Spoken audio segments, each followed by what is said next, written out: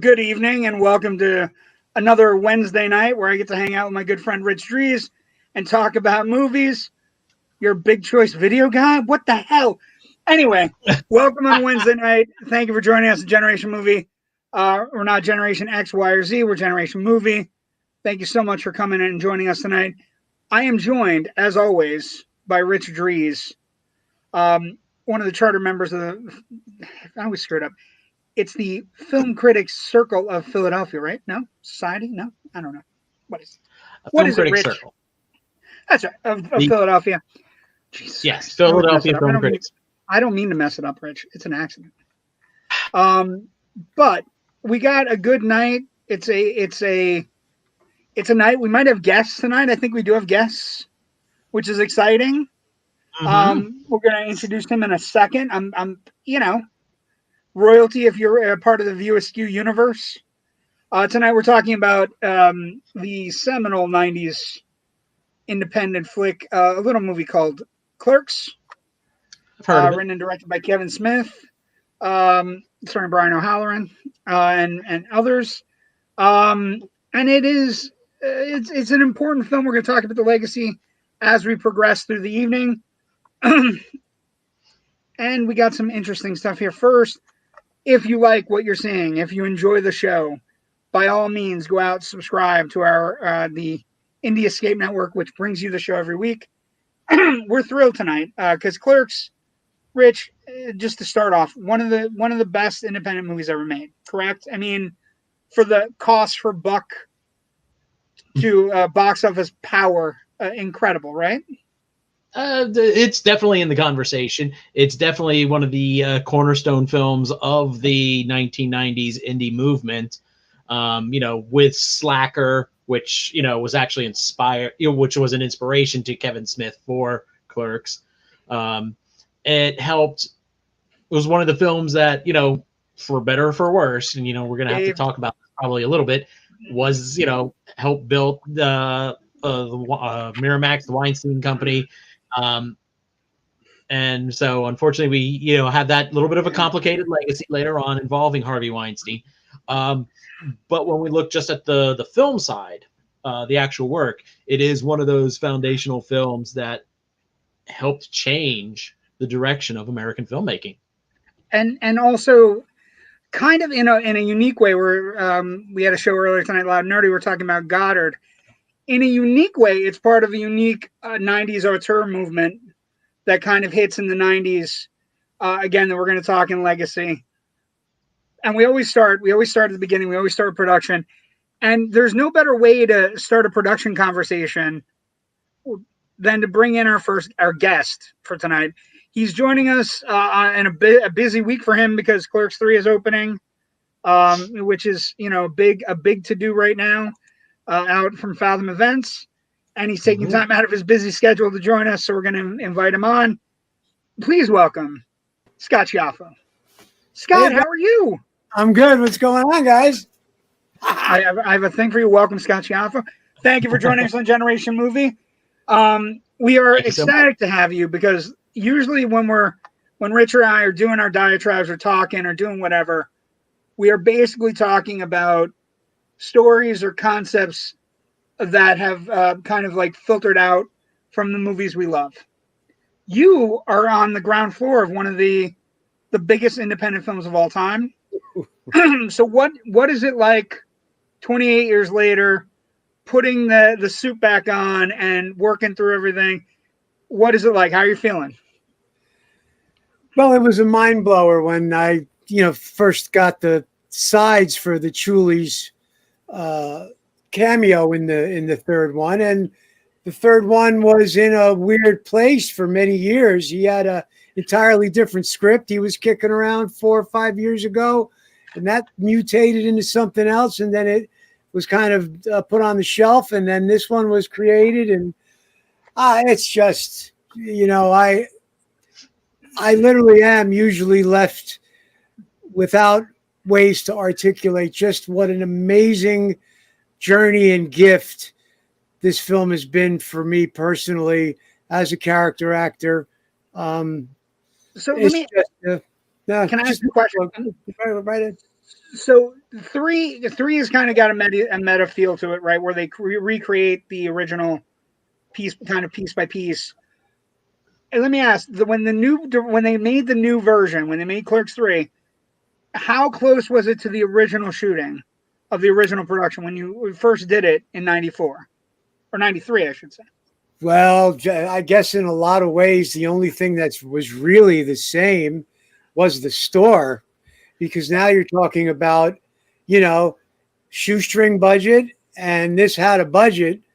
So just showing up to the store once they all got settled, there's just, there were massive trailers and lights and a big crew. I mean, there was more crew people on this than the entire cast and crew of the first, probably easily on any given day. It was mind blowing to see the growth. I was in awe of just how big a deal, so to speak, it was. So it was just a night and day difference, but it didn't affect anybody's, I don't think, mindset. We were still back in that store, and we had our family of original cast, and it was just, like I said, I had to walking 2 feet off the ground. In all honesty, it was wonderful. Well, let's go back then to '93. How did you first hear about the project? How did you go to what was the audition process like? What can you remember of all of that up until, at least until you got the part? I'm very candid about the fact that I've had a pretty rough history with alcohol and drugs. But that said, I have very vivid memories of that because it was exciting. Because back in '93, '92, it was a different world. There was no internet. There was no, I don't even know if there were flip phones. It was a whole, you got the audition notices in a printed trade paper or in the classified of a local paper. And I had just been getting back out on the acting trail, so to speak. Believe it or not, this is a crazy story, but my acting was a plan B for me, as crazy as that sounds. I was a musician, hardcore musician all through my 20s, but I kind of drank and drugged my way out of all the musical acts I was a part of. And I said, man, what am I going to do now? I'm not going to go back to another band and fear I would destroy them with my habits. In my infinite drunken and drug addicted wisdom, I thought, let me get back to the acting thing, because if I could keep it together long enough to get an audition and get a few days on a set, I'd be able to do my thing and not hurt anybody, so to speak. So it's a twisted kind of deal. But very shortly after I got back into hitting the pavement, I saw Kevin's audition notice, and it was an hour and a half away because I'm not from down in South Jersey. I'm a northern New Jersey guy. And back then, it wasn't that common for somebody to be shooting something in New Jersey. So I said, I've got to get to this audition. And you did not read from the script at the first audition. It was prepared monologues. And I did a section of diner Shrevey, the character Shrevey, the Daniel Stern character. I did a monologue from that. And like most auditions, I didn't think I did very well. And then I got the call back. And then when I think I did great, I don't get a call back. So go figure. Okay, so there are some people chiming in saying hi. Good evening, gentlemen. Scott, you're looking great, sir. Joe Ridgely. Thank you, John. Good to see you. The capo of the Indie Escape Network. He's the Don. Ken McKernan, good evening, friends. Good evening, Ken. Good to see you. A good friend of yours, Grunkle Scott. David Madison checking in. We have to shout out to David. David and Joe are battling COVID. I feel so terrible for them. 2 out of the 3 of us from our show battling COVID. That's horrible. But guys, I miss you. Take care of yourselves. Yeah, Joe says, "So be feeling, brother. Minus the lingering, much better." I'm glad to hear they're getting better. It's a weird place. So when you go in and you get the audition, you get the role, you come out. Now at that point, they're shooting for 21 days.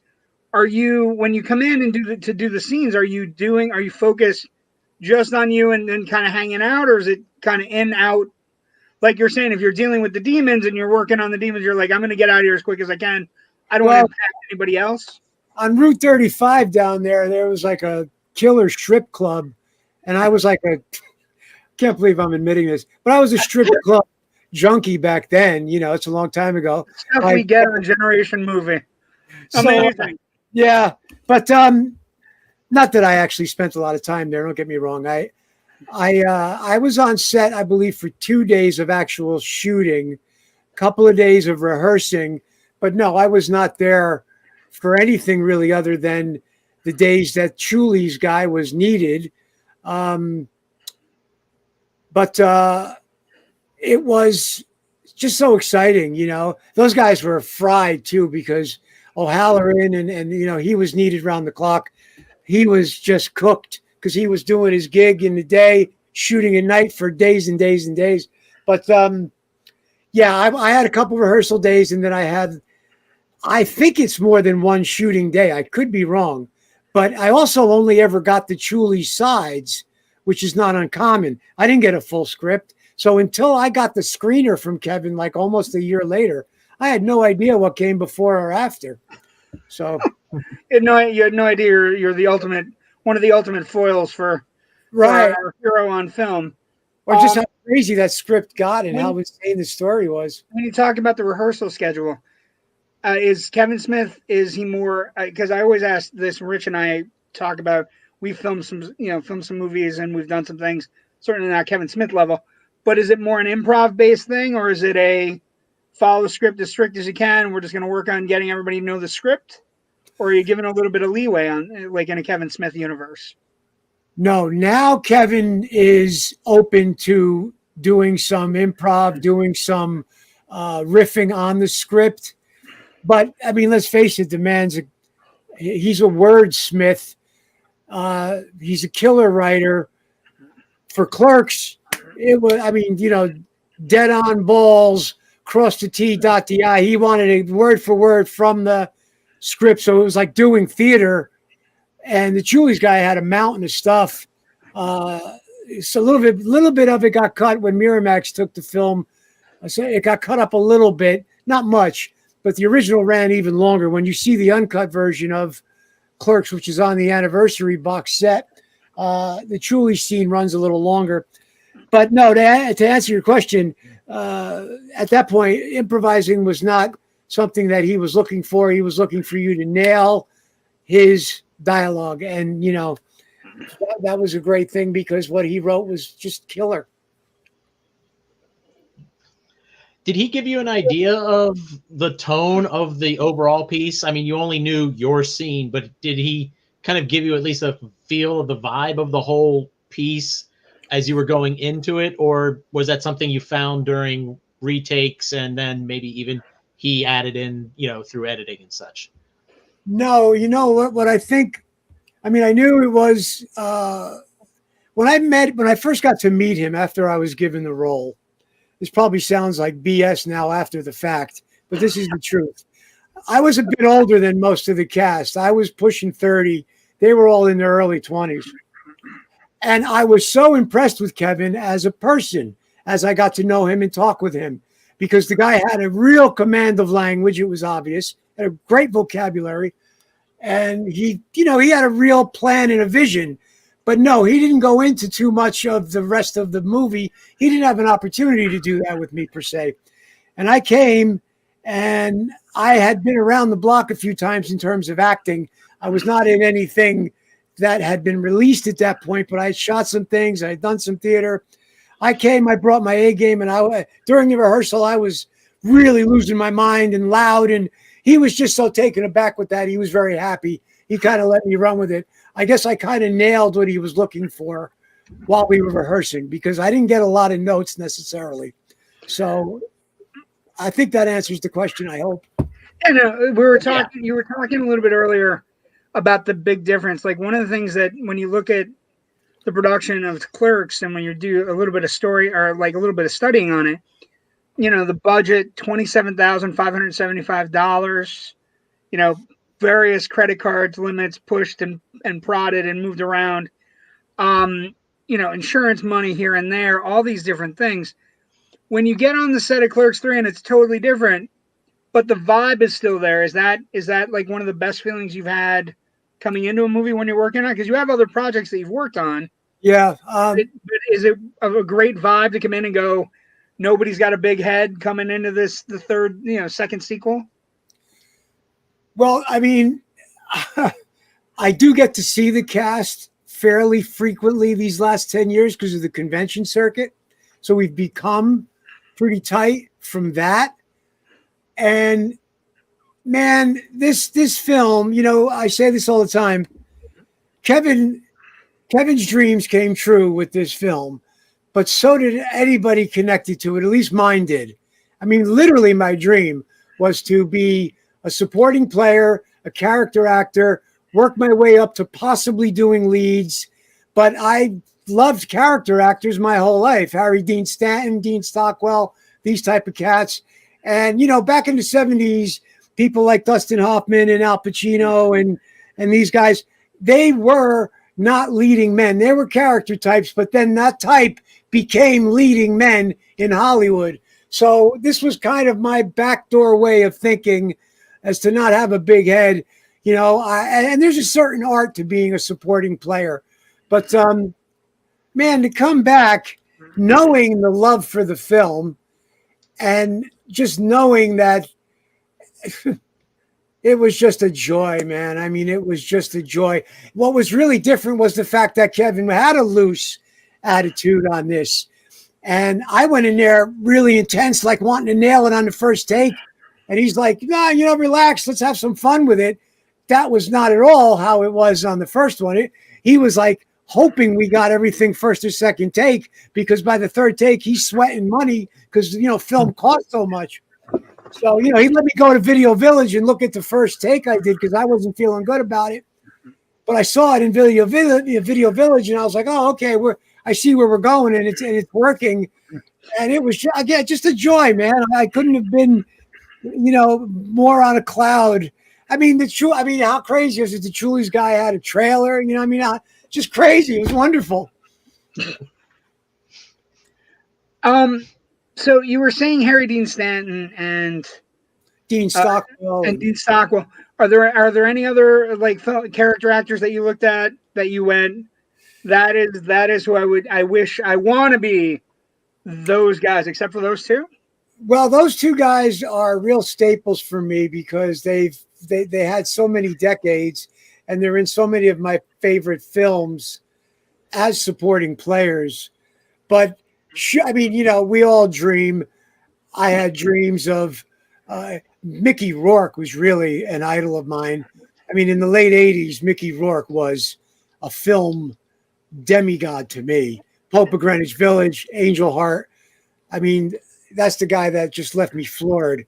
But again, I think I was trying to piecemeal my way in, on top of the fact that acting really was a very strange plan B, because music was my first love and passion in guitar. And when Clerks was this runaway thing, all of a sudden I got a second shot at an entirely different career, but I managed to do both as time went on. I began to do music for indie film, and a lot of films I appeared in, I also did some music for. So it became a wonderful, again, it's the biggest gift. The celluloid gods looked down on Kevin and all of us. And like I said, his dreams came true, but so did mine. Yeah. Well, your history with Kevin certainly didn't end with Clerks. I mean, you went on. You were in Vulgar, which he produced and Brian starred in. How did that come about? Was that something again you auditioned, or at that point did they know you well enough that they gave you a call and offered a part? Or Brian Johnson, comic book man Brian Johnson, is the writer-director of Vulgar. And he had sent me the script. I'm going to say it was at least a couple of years, I believe, before it actually shot. I think the View Askew Universe was on, it might have been as early as in between Mallrats and Chasing Amy, but I could be wrong about that. I think Dogma was just being released when Vulgar was actually being put into production. But I had gotten the script from Brian Johnson, and he said, hey, what do you think of the Travis Lee character? I'm thinking of that for you. And, you know, at that point, because of the View Askew Universe, I saw it as a family thing in a sense. Like, I mean, I didn't have to read it to say yes. But, of course, when I read it, I was like, whoa, this is, again, another character actor's. What character actor doesn't want to have a standoff with the cops, guns, and, telling the cops F you? And at that point in my life, I don't want to say like I'm a hellion, but because of the alcohol and drug thing, I was no stranger to getting mixed up with the men in blue. So it was really another wonderful way to exercise that on screen in a safe way. And then I got to work opposite Brian again, which was Brian O'Halloran, which was a joy because he's a super pro. And that was the great experience. And then I got an episode of Comic Book Men years later. But I just feel very fortunate to be part of the universe as it stands. So one of the things that comes up when you're talking about Clerks, and one of the things that that Rich and I are going to hit on with regards to the production, obviously the quick stop convenience store that you were talking about, located in Leonardo, New Jersey, basically a place where he worked, basically a place where he was, kind of family to the store that worked there. Everybody knows background story that the shutters were closed because basically the convenience store closed, and basically they did it at night, so the shutters became a convenient way to get around the problem of it being dark outside during Dante's long day. And then it kind of like the most interesting story that comes up in the production side, Rich, is the battle with the MPAA, right? I mean, when you're reading about it, it gets an NC-17, and then they have to go out and they get Dershowitz, yes, to basically appeal the decision, basically saying it's a death sentence for the movie because NC-17 movies at that time aren't allowed to be, there's no ads allowed for them. There's no posters allowed for them. Theaters don't play them. So it becomes one of the lasting stories of the production, this fight with the MPAA, because basically the MPAA is like, they're giving out our ratings like they're water, but the moment you talk about sex or have any kind of language issues, you can rip people apart. But the moment you have language issues or any smutty stuff, hey, we can't handle that. That's too adult. But it's an interesting production. It lasts the famed 28 days, right? 21 days, I should say, with some pickup days, 2, I think. And it becomes a lasting movie, and it finally gets released by Miramax. Actually, we had some people chiming in. Hold on. Carrie chimes in. Hi, guys. Hi, Carrie Warner. Hey, sweetheart. That's my partner in crime and life. Oh, okay. Well, I'm glad she's joining. Thank you for joining us. And she's a phenomenal singer-songwriter in her own right. And then Timothy Milligan, so cool that Scott did this thing. Thank you, Tim. Tim's a newfangled person on this Indie Escape Network as well. We love Tim's work, getting together old casts of classic 80s horror flicks, which is he's got another one coming up in October. And yes, so- Gary, we did want to get onto. We were going to get to Jay and Silent Bob reboot, and a lot of the Clerks cast making that cameo. But before that, though, I wanted to talk really quickly about you being in the fictionalized version of the Kevin Smith story, Shooting Clerks. Right. Yeah. You play Kevin's dad in this. How did that come about? Well, those guys, man, they had a really long, tough road with the production. Still looking for the right distribution deal, but I'm sure it'll happen. That I wasn't originally thought. They didn't think of me for Kevin's dad originally, but Pragmatics had it that I was a better choice. I'm not SAG because I've done so well in independent non-SAG films with independent contracts as far as paying that, believe it or not, I was doing better financially. And again, not like, it's I have a real grassroots career and I'm very thankful for it. But if I would have gone union, I would have been this teeny little fish in a giant pond, whereas non-union, I was a slightly bigger fish thanks to Clerks. So interesting. Yeah, no, I mean, that's how it worked out. It worked out really well for that. But sorry, middle-aged brain fart. That was originally, we were going from where with that? Shooting Clerks. Shooting Clerks, right.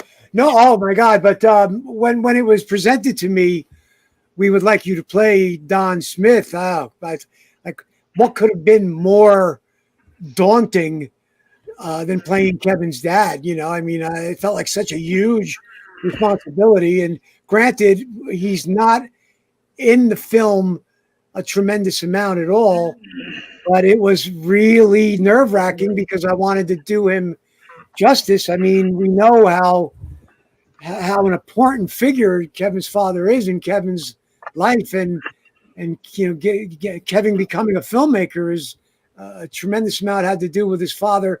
His father was not a real verbose type, but I think his father was the kind of guy that said yes by not saying no.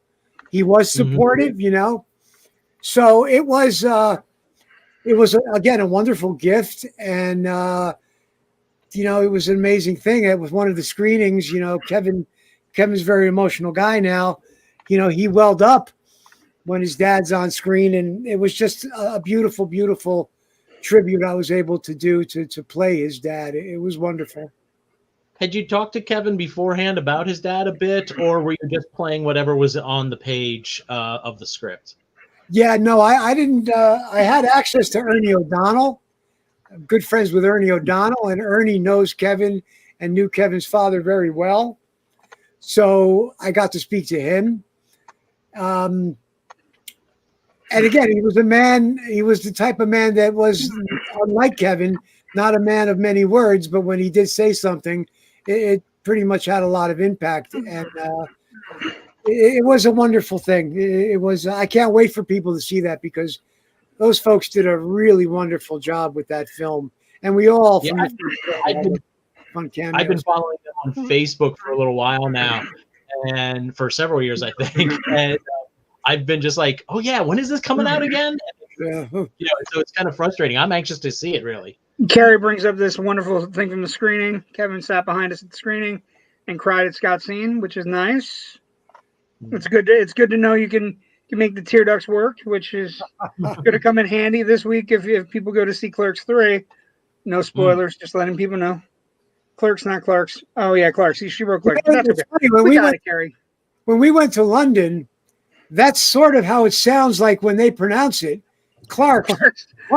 It sounds like Clarks. It really does. That's not. Yeah, that's fine. But so I mean, so it lands in theaters. It becomes one of the Miramax. It becomes the next phase is the box office receipts that we like to talk about a little bit. So it cost $27,000 to make, $27,575. It's picked up by Miramax Films. It grosses $3 million in the United States. And the key here, Rich, this is one of the most interesting things about an independent movie you're ever going to see, right? It grosses $3 million, despite the fact it never plays in more than 50 theaters in the United States at any given time. Mm-hmm. Which is, in this day and age, when you look at like the Fathom events that are ongoing this week, you're talking about thousands of screens, 4,000 or 5,000 screens on openings, 4,000 or 5,000 screens on special events. So the idea that you could make a movie and it never at any point gets above 50 screens and it still churns out $3 million, that is an incredible, like all the movies we talk about on our show, it is, and I can't even, bring it, like, it's unfathomable that it never had a larger release and that it still found its way around and still made that kind of money. And then it grosses more overseas. It grosses another 1.3 or 1.4 million overseas. So I got to tell you, I think a good chunk of that was the Angelica Film Center alone, because it played at the Angelica for months on the weekends and it sold out. You know, the NYU kids really grabbed it. We'll call them kids. I don't want to be condescending, but the NYU they're kids, folks, Scott. You can call them kids whatever the hell you want. I felt, tell those kids to shut up and sit down. The film and get off your lawn. When the film was released, I was 30. I felt like I was over the hill, or I was already old. But that was another really cool thing. Seeing it. It's better to be over the hill, Scott, than to be under the hill. No, right? No, the 50 screen. I remember originally that it wasn't on very many screens at all. I thought for a time that it was maybe the Angelica on the East Coast, and there was a place out in California. I don't know how much in the middle there it played, or big cities. I don't know the reality of that, but the reality then it's basically, if you're talking about 50 screens, Rich, you'd have to go back, I would imagine, in a box office setting, 50 screens and no more than 50 even screens at any time. You have to talk about traveling road shows, right? I mean, you have to go back to like something like from the 50s, like The King and I, or The Alamo, or like movies from the 50s and 60s that had like giant presentations. They would go to one theater for a week. It would, like, Scranton, where I'm from, Pennsylvania, had 3 theaters that basically the movie would play in each section of Scranton, and then it would leave town, right? Scranton was always a great movie town because they had 3 theaters, Comerford and the Rialto, and I can't think of all of them. But basically, that's what we're talking about. The idea that a movie in 94 has less than 1,200 screens, or, is whatever, and it just kind of plays continuously for a certain amount of time. It's not out of the realm, but it's also something that doesn't really happen that much. And when you're talking about an investment of $27,000 and earning $4 million, you're easily in the discussion for independent legendary status, which we'll get to in a moment when we hit legacy. Now, when Kevin first premiered the film, it was at the American Film Market, I believe it was called. Yes. Yeah, was that at the Angelica as well? Yes, that was. Okay. I wasn't at the screening. A number of the cast were, and like that was almost it. Like literally, there were 7 people, but one of them, Sunday morning, like the worst time slot. One of them was a beautiful man named Bob Hawke, who was, apparently I wasn't there, but was yucking it up and really got it. And Bob had a lot of connections to a lot of important people, and he loved it. And I'm pretty sure he's the one, I know for a fact, he's the one who championed it with The Voice and Janet Maslin and a bunch of other important New York people who picked up on it. And then eventually it got to Sundance. But we were super lucky that Bob was in that screening. Because if Bob Hawke was not in that screening, who knows, You know what? This Scott Chiafo is really good at these shows. Janet Maslin, you say? Janet Maslin? Critical response. This is an easy move for me. Because you made it easy for me, Scott. You brought up Janet Maslin, Village Voice. Like I said, when you're looking at critical response then and now, it's interesting to look at. It's a steady 90%, right? It's a steady 90%. It's also steady, like, with regards to the importance with regards to top 10 lists. One of the things that I noticed in doing the research the sheer volume of top 10 lists it made all over the country. So it like we're talking Los Angeles Daily News, Miami New Times. Peter Travers had it 11th on his year-end list, which was Rolling Stone at the time. Peter Travers was doing that. Bob Ross, the Tampa Tribune, Jeff Simon, Buffalo News, Betsy Pickle, Knoxville News Sentinel. Janet Maslin, New York Times, had it top 10 runners-up, not ranked, in her New York Times catalog. So it's an interesting thing. It's not only that it plays for all this time. The critical response is interesting. Rich, what'd you dig up?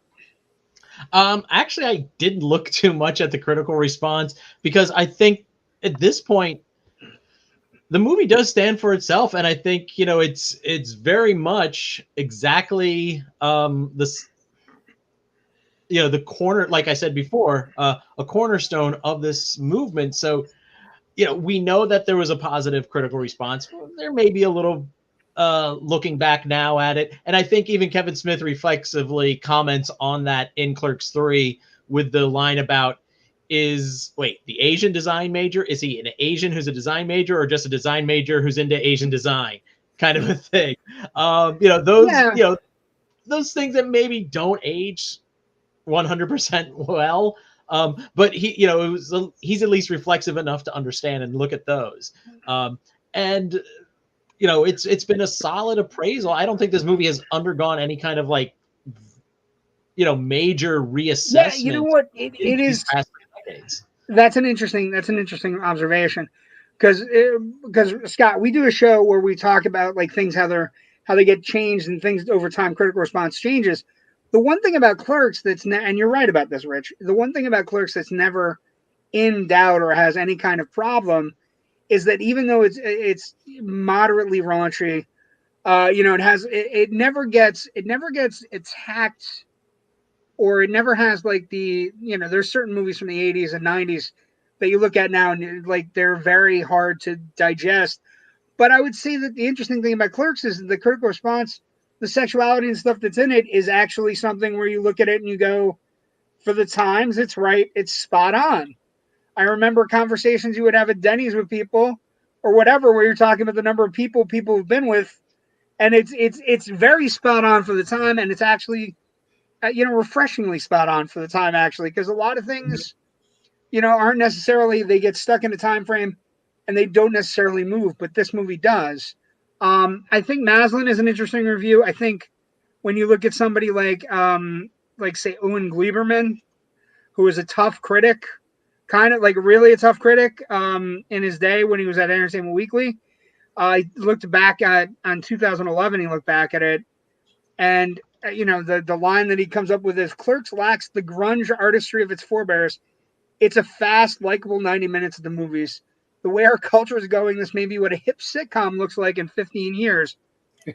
And the funny thing there is, that's about as skilled a film critic review as you're ever going to get, because that's where we're at right now. The idea that Clerks might, in some ways, could be viewed as a sitcom now, it's something theoretically that could have happened. It's roughly a single set sitcom. Half hour outside very infrequently. Yeah, but it's an interesting premise. The idea that you're looking at it, it's something where the stuff that's talked about isn't necessarily wrong, like we were saying, except for the Asian design man thing. But that's again addressed, which is smart. There was one. I mean, I remember a few, because obviously at the time when it came out, we were all trying to find all of the different reviews, and you kind of hoping maybe something. There wasn't a lot of love for the cast then, to be honest with you. I mean, I remember a lot of people. Right, I think Janet Maslin even said, "No one in the cast comes off as much of a professional, but the film still works." And I was like, damn, I could have lived without. But because it was this roll up your sleeves DIY punk aesthetic, there was a lot of forgiveness. And I remember one bullet said, "Makes lack of style a virtue." And I thought that was like, Whoa, that was almost like so dead on, you know? Well, and that's the thing. Like it created the film. One of the interesting things from I rewatched the other day before going to see Clerks 3. Watch Clerks, 1, Clerks 2, and then Clerks 3. I think the aesthetic of the movie, the black and white, really sells this whole thing about just interesting. Like I didn't think about it at the time you're filming it, right? Or when I'm seeing it in '94. I don't think the reason he's doing it is to save money. I Not, viewed it as like a film person. Oh, it's in black and white. That's cool as shit, right? Like, because a lot of black and white movies were cool at the time, and then you find out later when Kevin Smith's doing interviews, couldn't afford the color stock, and the way a convenience store looks kind of shitty in color. You know what I mean? It's a terrible lighting and awful. And I was like, I read that a while back and just went. I always thought he picked the black and white because I always found black and white films cooler, right? I mean, when you make a black and white modern film like like a Schindler's List or where you're looking at it and you go, they're aesthetically trying to make cinematography that is fancifully different from the way the way things are shot now. Rumblefish. I view it that way, you know what I mean? Yeah, it's funny that again the cinematic gods were smiling on Kevin because that did become something that seemed like an artistic choice. And then there was also the folks who said, it's shot in a way that it almost looks like security camera footage, like you're peeping in on a day in the life of that store because of the black and white and the not a lot of coverage. He couldn't get tight shot, medium shot, long shot. Your solo shot, your solo shot. A lot of it was shot, boom, like theater almost. And it was something that inevitably worked in the film's favor. That really was just a financial reality of film costs too much. And like you said, lighting in a convenience store would have been a nightmare for them. Yeah. And ironically, with all the advancements in technology, you have digital cameras now, really good cameras you can buy for a couple of grand, and you can shoot professional 4K footage, and you can shoot it all the live long day as long as you have enough memory cards. You can you can get those tight shots that he couldn't get then. That adversity is now lost, and I wonder, as younger filmmakers are making their own things, how they're not being challenged by that adversity, and is that going to affect what we see in the future? Even? Yeah, we lose a mother of invention, necessity kind of feeling to it, right? Yes. And I think one of the other things about then and now, so the legacy part of it, and we're going to do legacy fully, but part of the legacy is how well received the movie is now, right? When it was received we're talking about Award of the Youth, Mercedes-Benz Award of the Cannes Film Festival in '94, Filmmakers Trophy tied with Fresh and Sundance Film Festival, nominated for 3 Independent Spirit Awards same year. And then it starts as it progresses through the time frame, and we get to it now. Total Film, makes it one of the 16. It calls it the 16th greatest comedy film of all time. Empire Magazine lists at the 4th greatest independent film. It's number 33 on Bravo's 100 Funniest Movies. It ranks 13th on Entertainment Weekly's top cult films ever made. The essential left field movie hits since '83. 21st on the comedy of 25.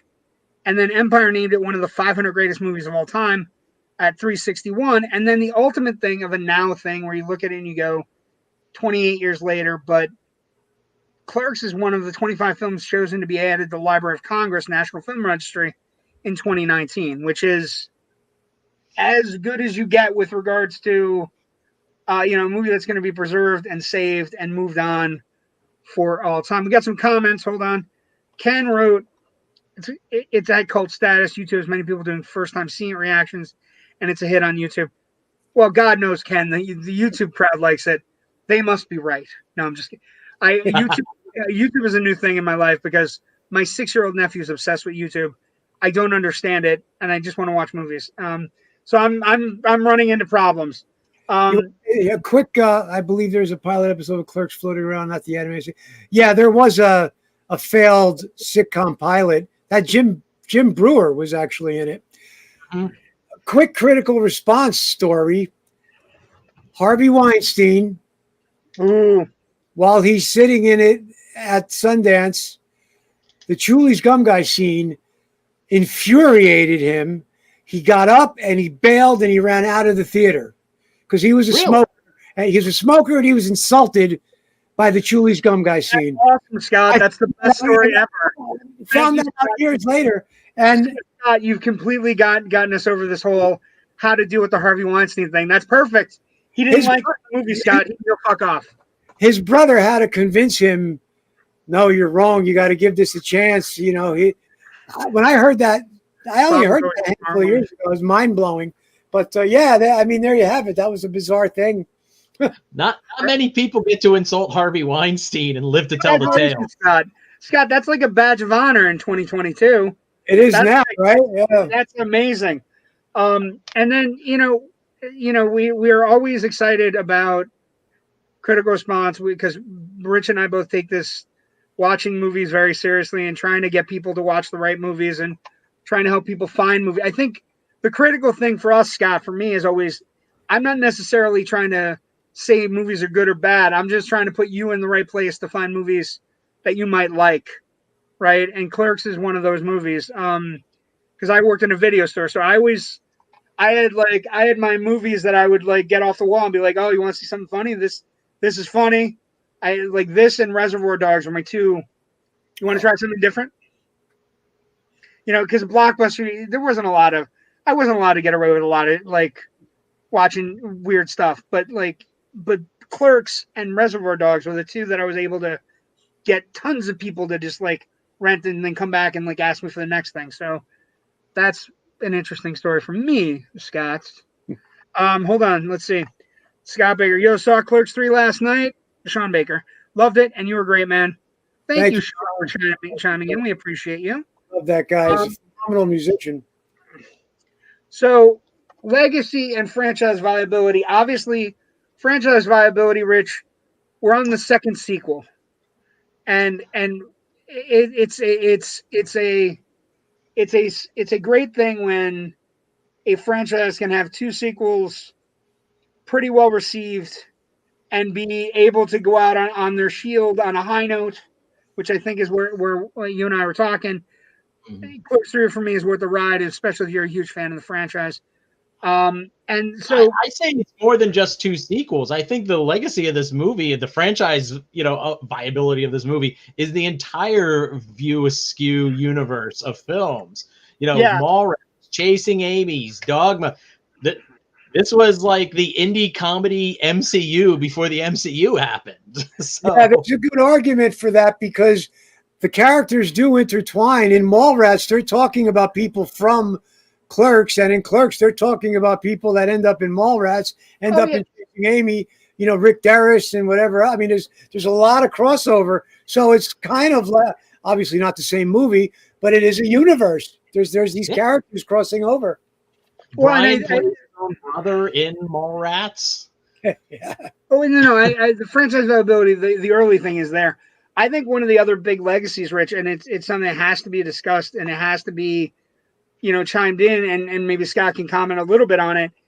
I think one of the biggest legacies is that in the 90s, when this hits, it just sparks indie filmmaking, right? It comes after Linklater, comes after Slacker. Slacker kind of starts the fire. Clerks makes it combustible, and then all of a sudden you have Tarantino, you have all these other people kind of churning out all this original stuff. And Scott, I would ask, as you came out of Clerks in 94 when it's released, is it something where you look around and everybody's making their $27,000 opus? Is that like a legacy of the franchise that everybody says, I have at least one movie in me, kind of like Randall in Clerks 3? Well, I mean, there's a lot more of that now, I think. And over the years, one of the most wonderful gifts, too, is how many people will tell me how inspired they were to do their own art.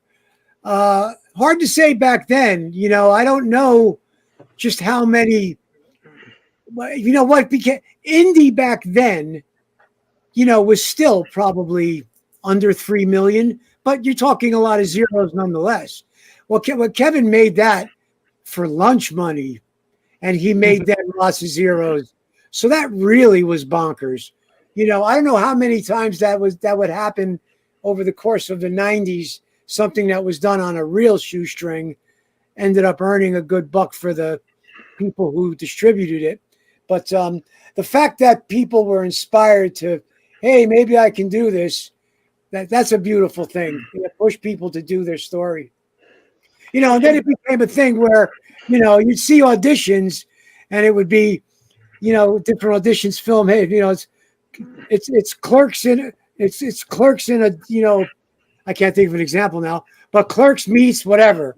It became a thing. Yeah, that's a great point. I mean, any irreverent comedy has this is like the forebears of all the irreverent comedies that come after once it hits Empire Records was Clerks in a record store. Yeah, okay, that's a great one. We actually talked about that. We talked about Rex Manning last week. Actually grew with Grease too. I think the other thing that has to come into effect, it becomes a major hit on video. It becomes one of those movies that it's released on VHS in May of '95. It's one of the most. I think it's one of the most non-returned stolen films. I know. I think that's about right. That's a thing. Yeah. It comes out. There's a 10th anniversary edition called Clerks X, which comes out in 2004. It's a 3-disc set, and all of these things, these legacy things, you're talking about Clerks pilot TV show. We're talking about the animated series, which lasts 6 episodes, but eventually they make other episodes. Comics, you got Shooting Clerks, which you're a part of. The legacy is established. It is well documented. It also becomes one of the movies where you have, Smith has real songs in it. The soundtrack is pretty astounding with regards to the soundtrack. Oh, that blew my mind because he and I had a lot of really great phone calls. Because like I said, I was far from those guys. I'm way up north by the bridge and tunnel, and they're down towards the shore. So he and I would hop on the phone and he'd give me updates. And he's like, dude, I just got a box of CDs from Sony and we could pick whatever we want. And like that soundtrack for me was like, whoa, there's some of my favorite bands on that, of that era anyway. Amazing when that happened. We have some people who want to say hi to our guest. And also David Madison apparently has a report from prison. What I understand, once he saw it last night, was being plowed by Kinky Kelly. He loved both. Zing! Interesting.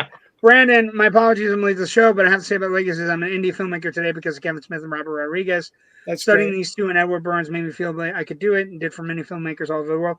Brandon, that's absolutely true. Those are great. Those 3 filmmakers are actually, you're talking about, you're covering comedy, you're covering family comedy and drama, and you're covering action, sci-fi, even kids movies to a certain extent. So you got a great basis covered. CJ also chimes in. I'm late, guys. I was on another podcast. What? No, just kidding. Shava's in the house. What up, Uncle Scott? Good to have CJ here. But yeah, we're pleased to have Scott with us tonight. And it's one of those things where you're looking at a legacy of something. You're 28 years after the fact, where the legacy is being finalized this weekend and this week all over theaters all over the country, as well as the convenience store tour, which is happening all over the country. Now, I know you were in New York. You went to one of these. Give me a little bit, legacy-wise, what it's like to walk into a room with Kevin Smith and Marilyn and Brian, I think the people you were with, correct? Correct. And Jay. What was it like walking in and experiencing that legacy live with a bunch of people who are jazzed to see the movie? Well, you know what I think too, because of the convention circuit being a pretty big thing and a big part of how Kevin's universe did build up, along with the convention world becoming a thing, pop culture conventions. for me, again, as a musician, I've seen endless shows at the Beacon Theater, and I never dreamed. I thought if I were ever to be on that stage, I'd have a guitar strapped around me, and that would be that. But to have him introduce me and have Beacon Theater, New York City, people giving love to the gum guy, it's impossible to articulate what a mind blower and wonderful bucket list. It's a bucket list thing I didn't even know I had. And it's just wonderful to share it with all the people that helped make it what it is. And you're on stage with people that I feel are like my celluloid family. And you've got the crowd of people who really get it. And it's just the most amazing gift that one of the most important things of my professional and personal life, really. Not the Beacon, but being part of Clerks. But the Beacon's up there, man. Yes. Up there.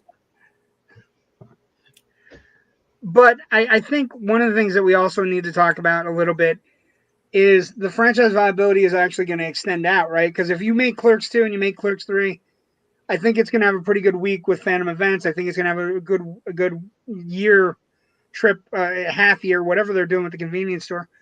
So, Rich, my question to you is franchise viability. Do we get more View Askew movies? Do you think that where we're headed, where we could somehow pry the rights of Mallrats away from Universal? Because that's a completely weird concept.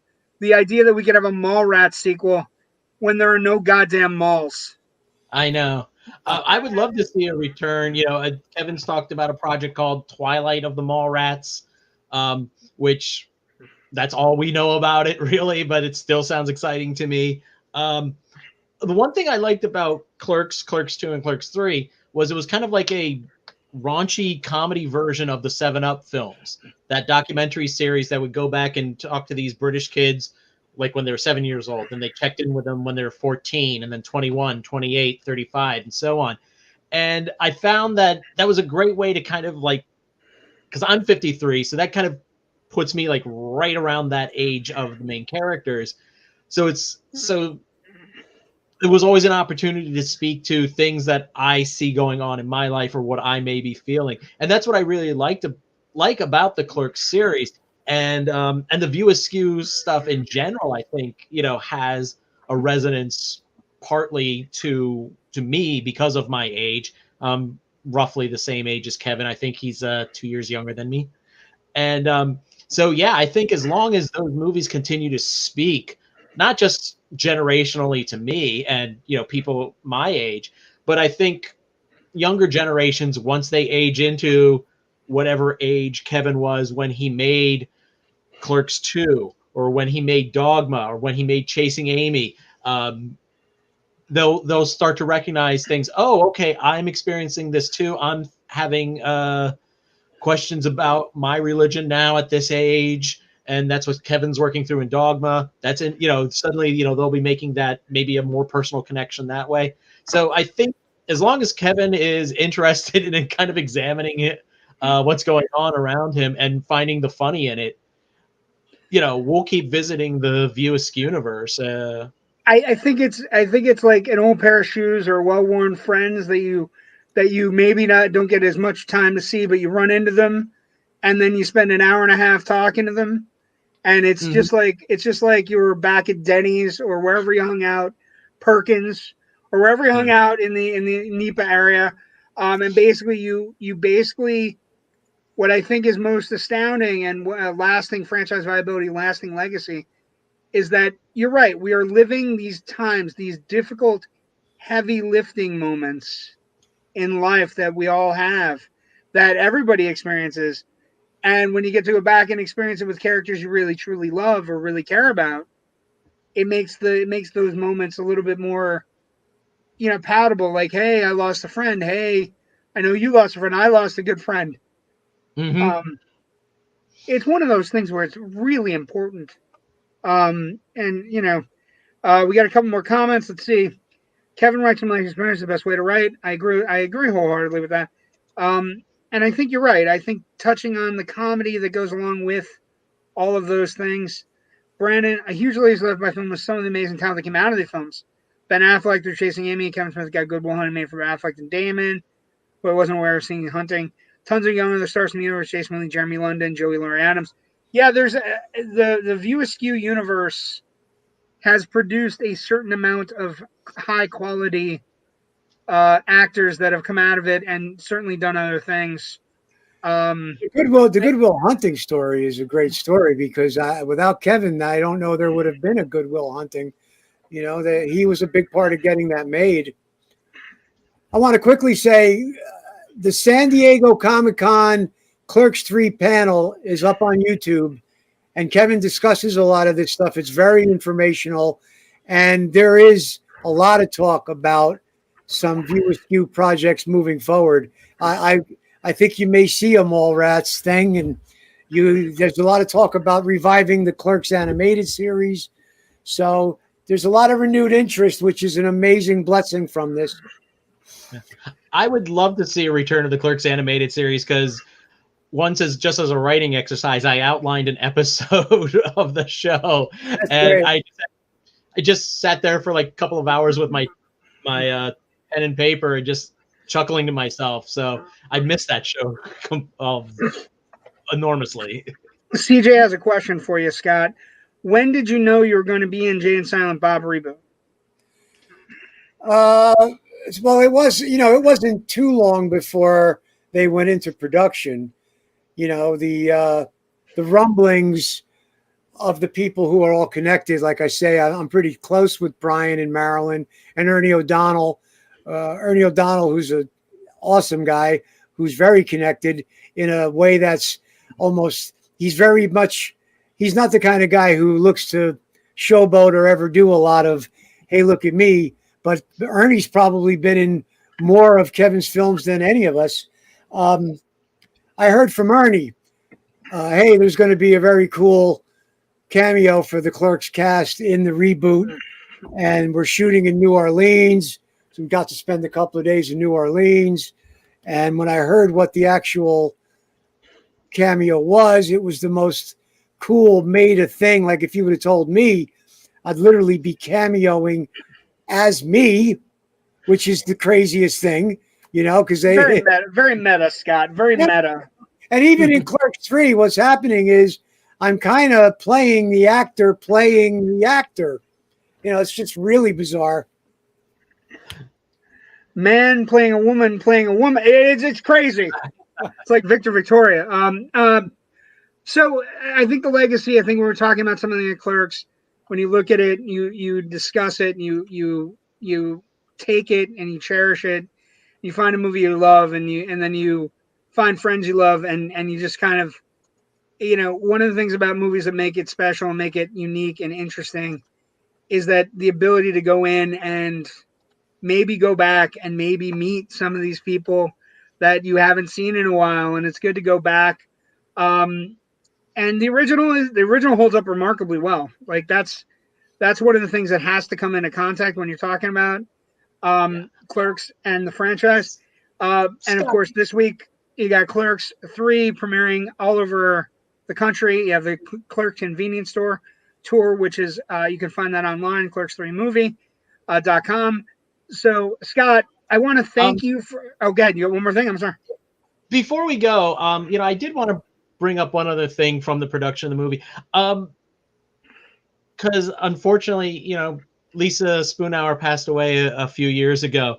And so I kind of feel because she's not able to be in Clerks 3 playing a version of herself, playing a version of her character, that, you know, I don't want her to be forgotten. So I was going to say, did you have any interaction with her during the production or afterwards, or any stories that you could share? Not a lot of interaction during the original production, but everybody was super cool with one another. And it's a lot of years ago, and I was very single, and she was easy on the eyes. Carrie, I'm sorry, I love you, sweetheart. You're but you know, Carrie. She well, you know what? It's heartbreaking. I don't mean to be putting you on the spot like this, Scott. No, that's all right. That's fine. I had been in touch with her not long before she passed because it was kind of sudden, although she was battling a lot of health things. And that was just heartbreaking, man. I couldn't get over it. It was just that I know, not to be funny about it, but I thought I would be one of the first people to go because of the way I lived. I was at death's door all throughout the 90s. How many times I OD'd and ended up in the emergency room. But it was heartbreaking that she wasn't a part of it. And thank you for bringing her up. Yeah, she was a sweetheart. She really was. Yeah, well, and that's one of the things, life and loss and love and finding people you actually cherish. I want to thank you again. We got a couple more comments and we got to get Scott out of here. He's got important stuff to do. He's the dude disguised the other dude. That's a dude that in the movie. Yes, all true. CJ also says pickle in the pouch. Fantastic. And well, I was easy. Laugh out loud. Carrie, that's a good sport right there. You got a good one there, Scott Chiaffo. Let me tell you, that woman she is a gem. I'm a blessed man for having her in my life more than anything. I want to personally thank you for coming on, and I know you didn't have to come on tonight. We appreciate you coming on and sharing your stories with us, and also I hope you had a good time. I do enjoy when I get to see it with David on the end of the night. I'm so excited that you and I get to do a show tonight. Rich, what else you got? Anything else? That's it for me. Thank you, Scott, so much. We definitely appreciate it. Anytime I get new insight into the making of famous films that are favorites of mine, I appreciate it. So thank you so much for what you brought to us tonight. Sure. Where can people? Oh, go ahead. I'm sorry. I was just picture Harvey Weinstein running out of the theater like a little baby. That's perfect. That's what happened. That's how I picture him doing everything. Because where can people find your stuff? Where can people find your stuff? Okay. Online, Scott. Well, scottschiaffo.com, my full name.com, links you to all of my social media, but all of my social media is Scott Chiaffo. That's smart. That's really smart. One thing, just one website, boom. I got everything. I'm very blessed to have what I do have. And like I say, Clerks is a big part of what began everything for me, both oddly enough, musically and as an actor. So Darkness Waits, checked out Darkness Waits if you can. It's a Libby McDermott, Matt Stolley film I did not long ago. That's a wonderful. You're also in Madison's werewolf pick, aren't you? Correct, and that's forthcoming. I was going to say that. Quick question. What's your character name in Madison's werewolf pick? I believe it's Dr. Talbot. Yeah, I like that name, Scott. I like that name very much. Very clever. For the youngins watching the show. Thank you so much for joining us. Where can people find your stuff, Rich? Your Film Critic Circle Society. All of my writing is at filmbuffonline.com, including a link to the Big Picture podcast, the other show that I do with my good friend Natasha Bogutsky. I'm on the Twitter at FilmBuffRich, where you'll get the usual rantings about movies, TV, comics, other nerdy stuff, and occasionally politics. You can find me. Let's see. I'm a JW the Movie Guy on Facebook. We have Loud and Nerdy, the group, Loud and Nerdy, the page. So much Loud and Nerdy stuff going on, where we have all kinds of polls and fun stuff going on there. We do this little show, Generation Movie, every Wednesday night. It is my pleasure. And thank you, Scott Chiaffo, for joining us tonight. Everybody have a great week. We'll see everybody. Oh, wait. I'm sorry. You know what? I got two things. I love trying to get everybody out of here, but first things first. I know our good friend Brandon Brooks has a big show coming up this week with Gary Anthony Sturgis, a very prominent actor, filmmaker, musician. This is coming up Friday, September 16th at 10 p.m. Brandon's IOU show, Industry Outlaws United, is one of the best shows going right now to get a real good sense of exactly what's going on in independent film. And I'm happy to promote it as part of the Indie Escape Network. And Rich, one other thing. Yes. Next week, we have a movie coming up, and we're going back to 82, Rich. Next week. Oh, wait, it didn't click. Hold on. It didn't work. No. Damn it. World Yes. According to Garp next week. Robin Williams, the amazing John Lithgow, Mary Beth Hurt, an incredible movie by George Roy Hill that came out in 1982 that, basically solidified Robin Williams as somebody who could handle both comedy and drama. That'll be next week. Any comments to end the night? Let's see what we got. Don't forget Jules is a talented musician also. Brandon says, you're the man, Scott. Congrats on Clerks 3, good sir. CJ says, Full Moon Fever. I know what the name of it is. I'm more concerned. Make sure, CJ, you know the name of the actual character. Talbot is important in werewolf culture. Isn't that right, Scott? That's very correct. Good night from Ken McKernan. Let's see what else we got. Appreciate you, JW Rich. You guys rock. Much love. Yeah, same to you, Brandon. And anytime, anything we can do to help. Anywhere, say what, I'll be there. Thank you so much for joining us. Thank you, Scott, for joining us. We appreciate everything. Have a